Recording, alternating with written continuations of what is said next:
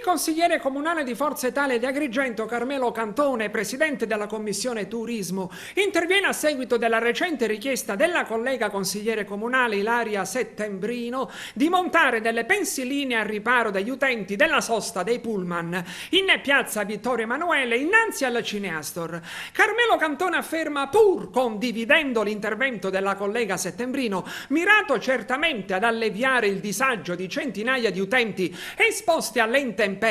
colgo l'occasione per ribadire che la soluzione di fare sostare i grandi autobus di fronte al Cinema Astor doveva durare solo poco tempo, quello necessario per fare dei lavori di adeguamento nella sede naturale di Piazza Rosselli. Tali lavori non mi risulta che siano mai iniziati, causando la conseguente vergognosa situazione attuale. Più che proporre altre situazioni temporanee che ad Agrigento diventano definitive, come le panchine con pensilina, che finirebbero per offendere ancora di più il decoro e la dignità di questa città, mi permetto di suggerire alla stimata collega di intraprendere insieme un lavoro finalizzato ad accertare ritardi e responsabilità per la non effettuazione di tali lavori. Gli autobus a Piazza Vittorio Emanuele non devono sostare, devono tornare nella vicinissima Piazza Rosselli, ovvero uno spazio preposto ad accogliere in maniera adeguata autobus e viaggiatori, conclude Cantone.